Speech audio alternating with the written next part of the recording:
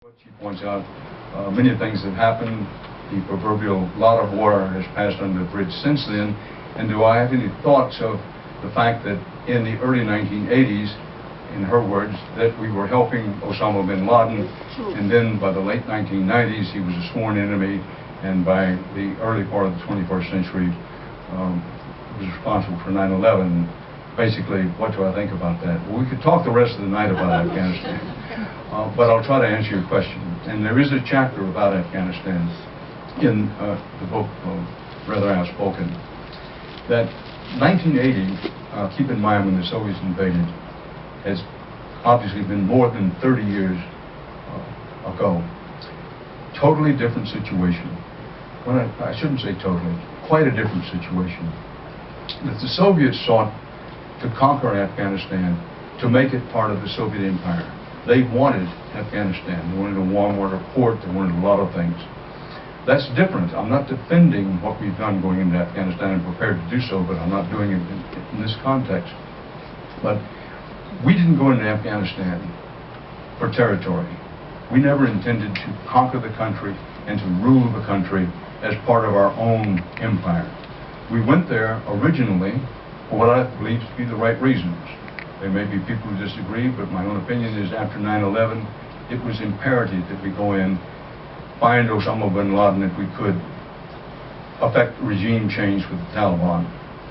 When I was there in 1980, and we walked into Afghanistan and walked out of Afghanistan over a period of, I think, 18 days.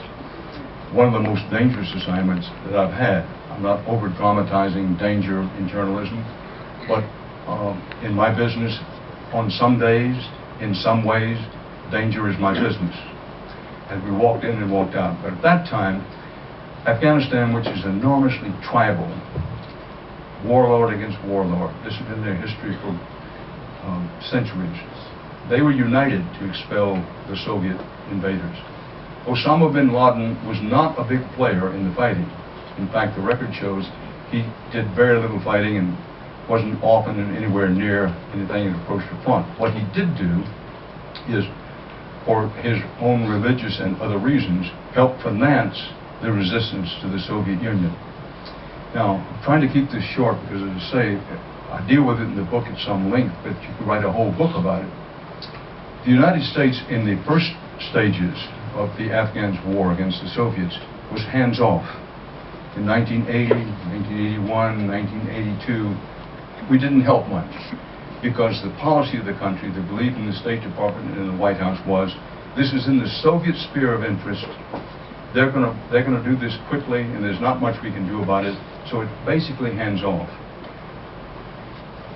As time went on, partly because journalists got in following our first trip in there and began to say, in effect, you know what, the Soviets are not going to do this quickly, they're not going to do it easily, and with a little help, for example, weapons that can knock down helicopters, the Mujahideen can prevail.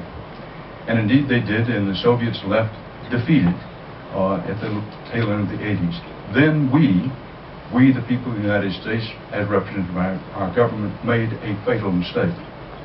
We said, okay, the Soviets are out, forget about Afghanistan. We turned our attention to other places, and a vacuum was created. Into that vacuum, by the mid-1990s, the Taliban had come to the fore to rule the country. And Osama bin Laden had, in effect, never left the country. He went in and out, but he kept his presence there. And he had this idea of bringing the West down. And the attack on 9/11 was intended to be not only symbolic, but also hoping that we would overreact, that we would spend ourselves into oblivion. A not-so-short version of what happened. I don't think anyone could foresee in 1980 or the early 80s how things would work out. And if we, the United States, had a different policy after the Soviets left Afghanistan, it's my opinion, we would not have seen the takeover of the Taliban, and we wouldn't have seen the sanctuary for